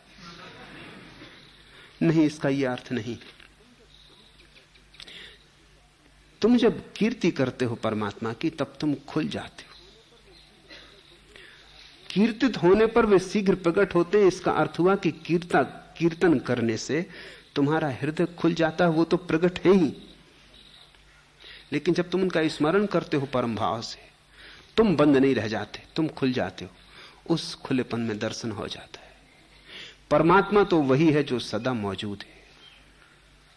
तुम किसी भांति पीठ किए खड़े हो। जब तुम कीर्ति करते हो परमात्मा की, तुम्हारा मुख उसकी तरफ घूमने लगता है। सूर्यमुखी का फूल देखा, सूरज की तरफ घूमता रहता है, इसलिए हम उसको सूर्यमुखी कहते हैं। उसका मुख सूरज की तरफ रहता है। ऐसा ही भक्त है, कीर्ति करते हुए वो परमात्मा की तरफ मुंह को रखे रहता है। और सूरज तो एक दिशा में, परमात्मा तो सभी दिशाओं में। तुम्हें एक दफा समझ में आ जाए सूत्र, तो जहां तुम देखते हो उसी को देखना, बस उसकी कीर्ति शुरू हो गई। कीर्ति का मतलब ये नहीं कि बैठ के तुम कहो कि हम बहुत पापी हैं और तुम बड़े पतित पावन हो। इस सब से कोई मतलब नहीं है। ये कहने की बातें नहीं है, कह के तो खराब हो जाती। ये तो भीतर अनुभव करने की बातें। तुम अनुभव करना, तुम्हारे जीवन में उसका यशगान गूंजने लगे। फूल को देखो तो तुम्हारे मन में धन्यवाद उठे, अहो परमात्मा। चांद को देखो तो धन्यवाद उठे, अहो। तुम्हारे जीवन में अहोभाव सतत निनादित होने लगे। इतना सौंदर्य चारों तरफ है और तुमने अहोभाव प्रकट नहीं किया। तुम्हारी आंखों पर कैसे पर्दे न पड़े होंगे। रोज सूरज उगता है, तुम नमस्कार में न झुके। रोज चांद आया है, तुमने भर आंखों से न देखा। सागर लहरें ले रहा है, निरंतर उसका निनाद चल रहा है, तुमने कभी अपने प्राणों में उसके निनाद को प्रवेश न दिया। चारों तरफ हजार हजार रूपों में परमात्मा तुम्हें छूने को आतुर है। हवाओं की तरंगों में, सूरज की किरणों में तुम बिल्कुल जड़ बैठे हो, तुम्हें पक्षाघात लग गया है। भक्ति का अर्थ इतना है, केवल थोड़े सजग बनो, थोड़ा तोड़ो ये जड़पन, थोड़ा उठो, नाचो। वो नाच रहा है, तुम भी नाचो। वो गा रहा है, तुम भी गाओ। जब तुम्हारा गीत उसके गीत से मिलने लगेगा, जब तुम्हारा नाच उसके पैरों के साथ पड़ने लगेगा, तत्क्षण तुम पाओगे तुम में भी वही नाच रहा है।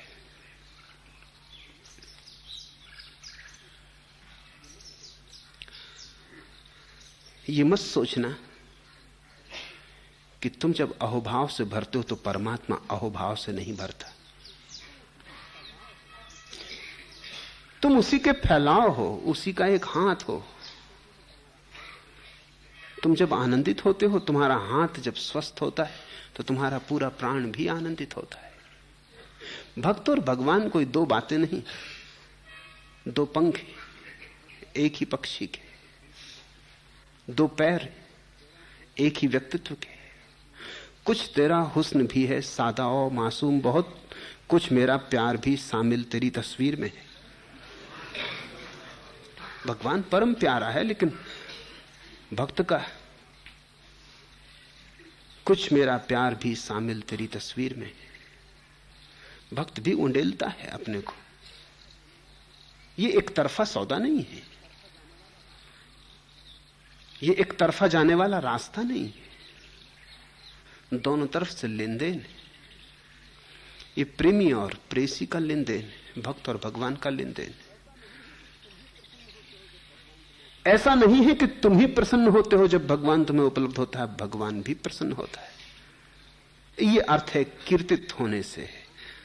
जब तुम्हारे भीतर उसका अवतरण होता है, तुम नाच उठते हो, वो भी नाचता है परम अहोभाव से। फिर कोई एक उपलब्ध हुआ, फिर कोई एक भूला भटका वापिस आया, फिर एक लहर दूर निकल गई थी, वापस लौट आई।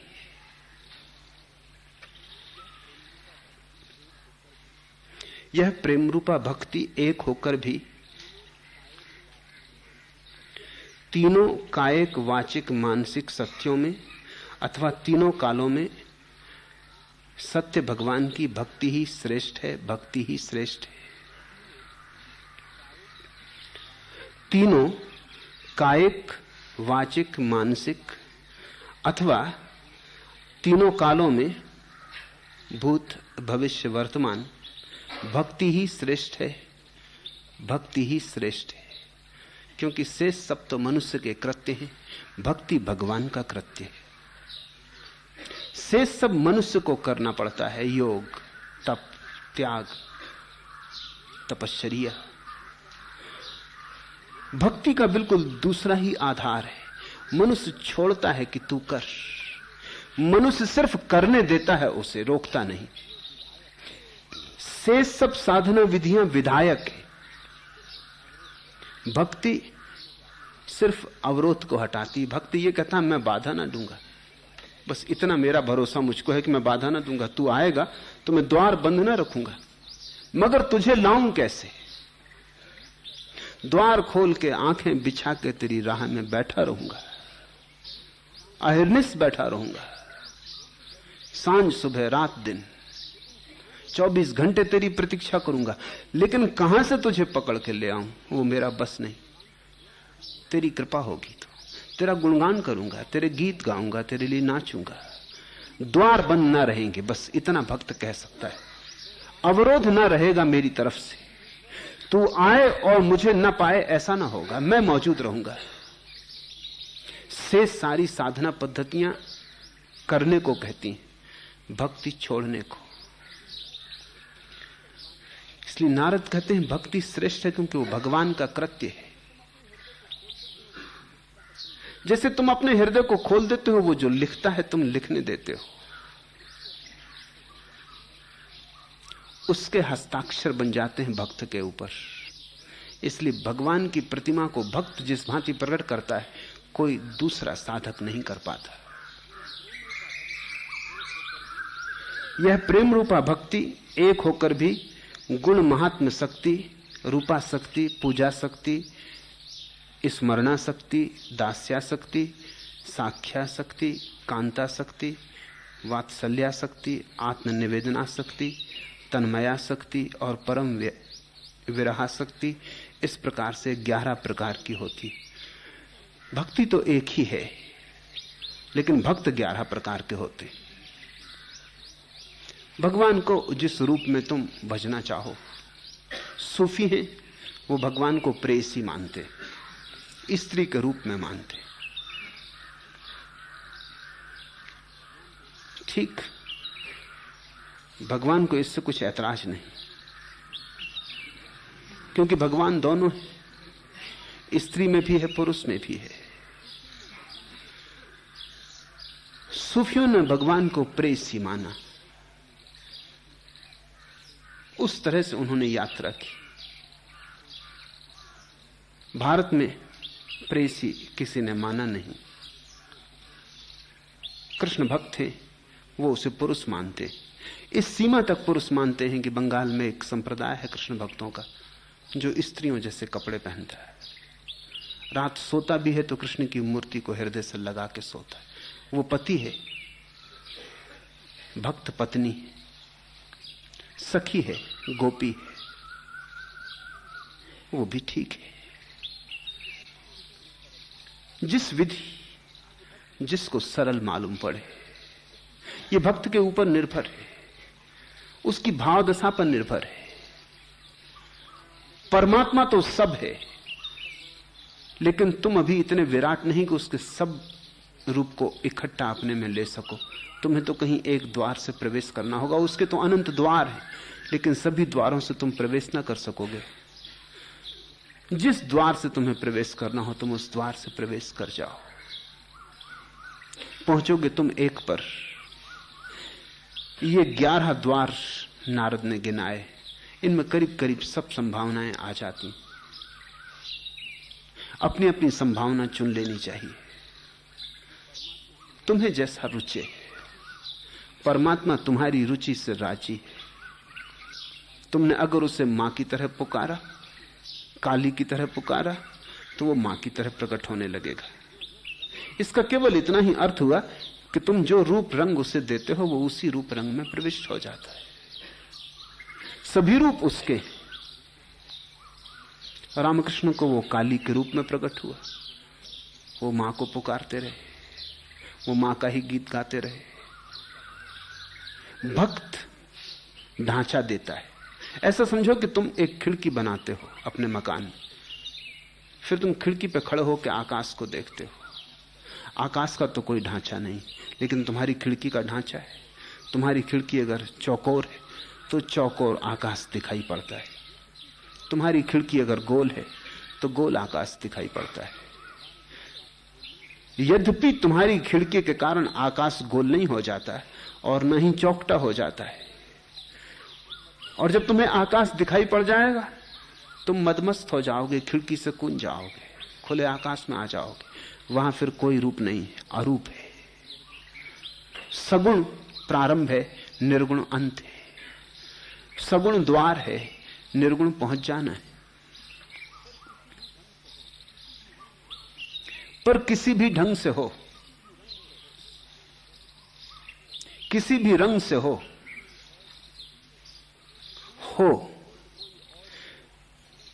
तू न कातिल हो तो कोई और ही हो। तेरे कूचे की शहादत ही भली। तेरी गली में भी मर गए तो भी चलेगा। तू अगर अपने हाथ से भी न मारे तो कोई बात नहीं। तू न कातिल हो तो कोई और ही हो। तेरे कूचे की शहादत ही भली। बस उसकी राह में कहीं खो जाना है। उस तक कोई कब पहुंचा है? कूचे में ही लोग खो गए। उस तक पहुंचना संभव भी कहां है? तुम तो तुम रहते पहुंच ना पाओगे, तुम खोकर ही पहुंचोगे। तुम तो कहीं राह में ही खो जाओगे। कोई मनुष्य कभी भगवान से मिला नहीं।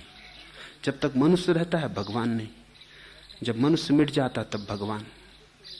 ऐसा ही समझो कि कोई बीज कभी अपने अंकुर से मिला है? बीज मिट जाता तो अंकुर। ऐसे ही मनुष्य जब मिट जाता है तो अंकुरण होता उस परमात्मा का।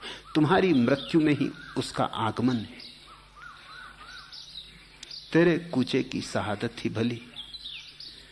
सनत कुमार, व्यास, सुखदेव, सांडिल्य, गर्ग, विष्णु, कौंडिन्य, शेष, उद्धव, अरुणी, बलि, हनुमान, विभीषण आदि भक्ति तत्व के आचार्यगण लोगों की निंदा उस स्तुति का कुछ भी भय न कर। सब एक मत से ऐसा कहते हैं कि भक्ति ही सर्वश्रेष्ठ है। लोगों की निंदा स्तुति का कुछ भय न कर। प्रेम के मार्ग पर सबसे ज्यादा निंदा स्तुति है, क्योंकि संसार चलता है गणित से, संसार चलता है हिसाब किताब से, संसार की व्यवस्था तर्क सरणी है और प्रेम सब सीमाएं तोड़ के बहने लगता है। इसलिए संसार प्रेम को स्वीकार नहीं करता। साधारण प्रेम को ही स्वीकार नहीं करता। एक पुरुष स्त्री के प्रेम को स्वीकार नहीं करता। परमात्मा और व्यक्ति के प्रेम को तो बिल्कुल स्वीकार नहीं करता, क्योंकि ये तो सब किनारे तोड़ के बाढ़ बनना है। समाज घबराता है, समाज मर्यादा चाहता है और प्रेम अमर्याद है। इसलिए जिसे समाज की निंदा स्तुति का बहुत भय है वो भक्त नहीं हो पाएगा। मगर करोगे क्या? समाज की स्तुति निंदा को इकट्ठा करके करोगे क्या? मौत के क्षण में कुछ भी काम ना आएगा। यहां भी कोई तृप्ति ना मिलेगी। कितनी ही स्तुति समाज करे पेट ना भरेगा। कितनी ही तालियां लोग पीटे प्राणों के फूल ना खिलेंगे।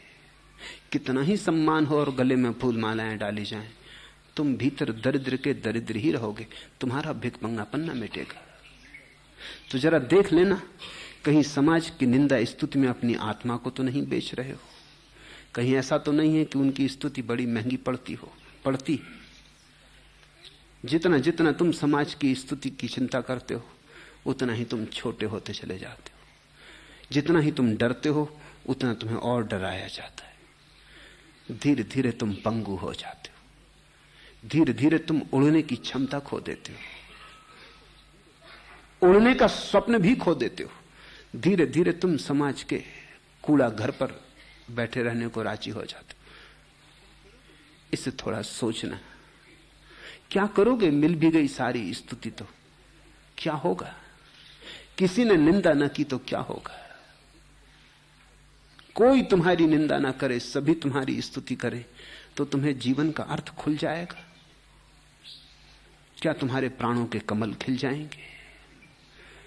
क्या तुम तृप्त हो जाओगे? होता उल्टा ही है। जैसे जैसे स्तुति मिलती है, वैसे वैसे स्तुति की व्यर्थता पता चलती है। जितना जितना लोग तुम्हारा सम्मान करने लगते हैं, उतना उतना तुम कारागृह में पड़ने लगते हो। उतनी उतनी तुम्हारी मर्यादा संकीर्ण होने लगती है। उतना उतना तुम्हें लगता है अब तुम खिल नहीं सकते।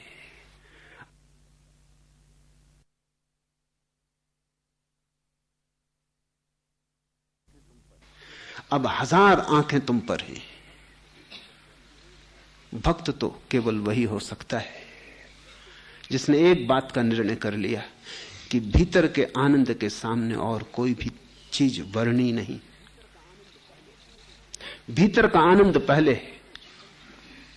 परमात्मा से संबंध प्रथम है, फिर से सारे संबंध है। अगर उससे संबंध बन के सब संबंध बनते हो तो भक्त राजी। अगर उससे संबंध टूटते हो तो फिर कोई संबंध अर्थ का नहीं। जीसस ने कहा है, उस एक को खोकर तुम सब खो दोगे, और सबको खोकर भी अगर तुमने उस एक को पा लिया तो सब पा लिया।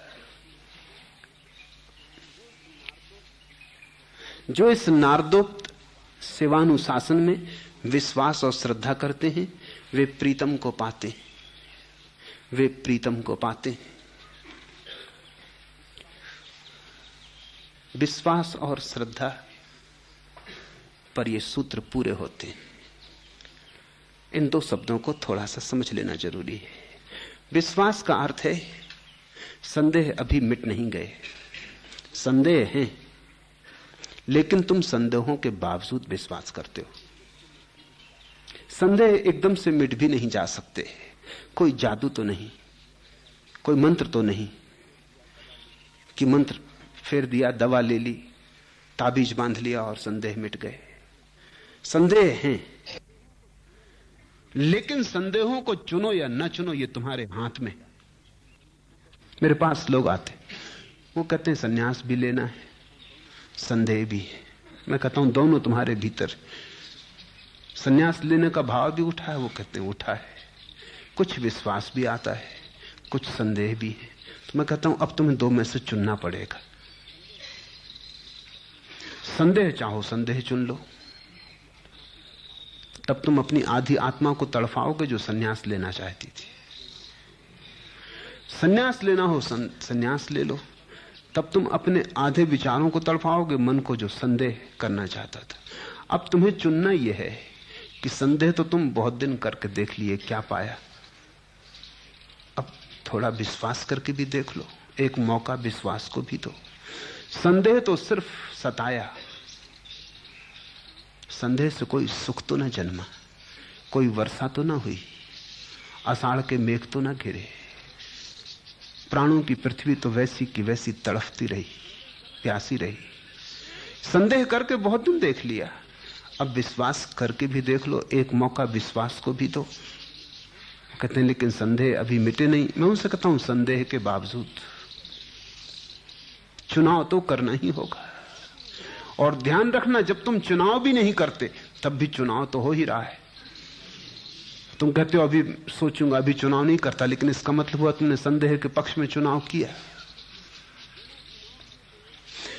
बिना चुनाव किए तो एक क्षण भी तुम रह नहीं सकते। न चुनाव करो तो यह चुनाव हुआ, मगर चुनाव तो हो ही रहा है। तो एक मौका नए को दो, अपरिचित को दो, अनजान को दो। उस राह को भी एक मौका दो जिस पर तुम कभी नहीं गए, और जिस राह पर बहुत बार हो आए हो, कभी कुछ न पाया। जिस आदमी ने अब तक संदेह किए हैं, अगर वो ठीक ठीक संदेह करना जानता हो तो अब संदेह पर संदेह आ जाना चाहिए। संदेह पर संदेह का नाम ही विश्वास है। ये श्रद्धा नहीं है, ये विश्वास है। संदेह पर जिसे संदेह आ गया, कर करके देखा, कुछ न पाया, आदत पुरानी है, किए चले जाते हैं। जिस राह से बहुत बार गए वहां आंख बंद करके भी चले जाते हैं तो चलना हो जाता है। कुशलता आ गई है, आदत हो गई है। लेकिन सोचो, अब संदेह का उपयोग करो, संदेह पे संदेह करो तो विश्वास पैदा होता है। विश्वास संदेह के विपरीत नहीं है, संदेह के किनारे किनारे, संदेह के बावजूद। जब विश्वास की राह पे तुम चलते हो तो धीरे धीरे अनुभव आता है कि ठीक हुआ, अहोभाग्य कि मैंने विश्वास चुना। एक एक कदम बढ़ते हो कि जीवन में नई हरियाली, नई ताजगी, नई किरणें उतरने लगती। संदेह जिनको तुम किनारे रख के आए थे वो धीरे धीरे भागने लगते हैं, जैसे प्रकाश में अंधेरा भागने लगता है। सूरज निकल आया और जैसे ओसकण तिरोहित होने लगते, ऐसे तुम्हारे संदेह तिरोहित होने लगेंगे। जब सारे संदेह तिरोहित हो जाएंगे तो विश्वास समाप्त हो जाता, श्रद्धा का जन्म होता है। विश्वास औषधि की तरह है। तुम बीमार हो, विश्वास औषधि की तरह है। फिर जब बीमारी चली गई तब तुम बोतल को भी फेंक आते हो कचरा घर में, फिर कोई जरूरत ना रही। स्वास्थ्य यानी श्रद्धा, श्रद्धा स्वास्थ्य की भांति है। श्रद्धा में संदेह होता ही नहीं, विश्वास में संदेह किनारे किनारे चलता है, समानांतर चलता है। इसलिए जब तक श्रद्धा ना आ जाए तब तक बड़ा सचेत रहने की जरूरत है। श्रद्धा आ गई, फिर आंख मूंद के चादर तान के सो जाओ, फिर कोई प्रश्न ना रहा। बीमारी गई, तुम प्रकाश से मंडित हुए। जो इस नारदोक्त शिवानुशासन में विश्वास और श्रद्धा रखते हैं वे प्रीतम को पाते, वे प्रीतम को पाते। त्वरित घूमता चक्र द्रवों को लगता ठहरा सा है। त्वरित घूमता चक्र द्रवों को ठहरा सा लगता है, किंतु क्रिया की निष्क्रियता में परिणति ही समता है। मृत्यु असंगति नहीं, सहज वह जीवन की संगति है। रति का मूल स्वभाव पूर्ण हो, बन जाती फिर यति है। कर्ता बनता सिद्ध कर्म ही, जब अकर्म बनता है। मुक्ति नहीं कुछ और, मात्र वह प्रज्ञा की स्थिरता है। जहां जहां तुम्हें विपरीत दिखाई पड़ रहा है वहां वहां विपरीत नहीं, एक ही छिपा है। तुमने कभी ख्याल किया, अगर पंखा बिजली का तेजी से घूमे, घूमता जाए, तेज होता जाए, तो एक घड़ी आती थिर मालूम होने लगता है। ये दीवारें थिर लगती हैं। वैज्ञानिक कहते हैं परमाणु बड़ी तीव्र गति से घूम रहे हैं। उनकी गति इतनी तीव्र है कि हम उनकी गति को देख नहीं पाते, सब थिर हो गया है। अगर गति महान हो, आत्यंतिक हो, थिर हो जाती।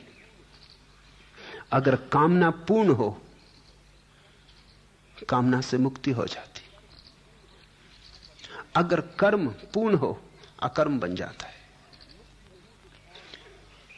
मुक्ति नहीं कुछ और, मात्र वह प्रज्ञा की स्थिरता है।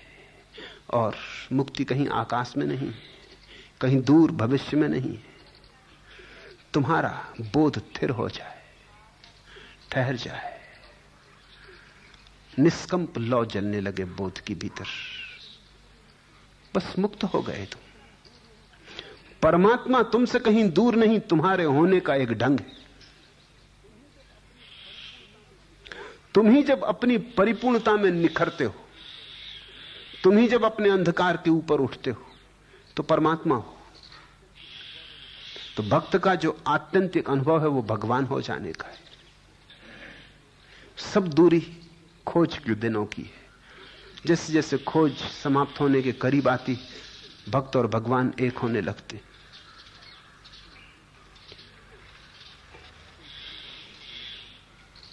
इन सूत्रों को सुना, इन सूत्रों पर मनन करना, इन सूत्रों को धीरे धीरे अपनी जीवन की शैली में संभालने की कोशिश करना। जितना बन सके उतना समय परमात्मा की स्मृति में, जितना बन सके उतना परमात्मा को देखने में, सब जगह उघाड़ उघाड़ के, जहां देखने की कठिनाई भी मालूम पड़ती हो, पत्थर में, चट्टान में, वहां भी गौर से देखना, दिखेगा। इसलिए तो हमने सारी मूर्तियां पत्थर की बनाई परमात्मा की, क्योंकि पत्थर में भी वो है। वहां भी मूर्ति को खोजने की बात है, छिपा है, जरा छेनी चलाने की बात है। छेनी लेके जाने की जरूरत नहीं, तुम्हारी आंख ही छेनी हो सकती। जरा गौर से देखना, जहां कहीं रूप रंग नहीं दिखाई पड़ता वहां भी प्रकट हो जाता है। और जल्दी थक मत जाना, अधैर्य मत करना, धीरज और अनंत प्रतीक्षा मत कर धीमा गीत, अभी तो मंजिल दूर बहुत है। पीकर स्वर का स्नेह, पंथ का हृदय सदै हो जाता। रागों के मेले में नभ का सूनापन खो जाता। मत रख पूजा थाल, अभी तो धूप कपूर बहुत है। आज इतना ही।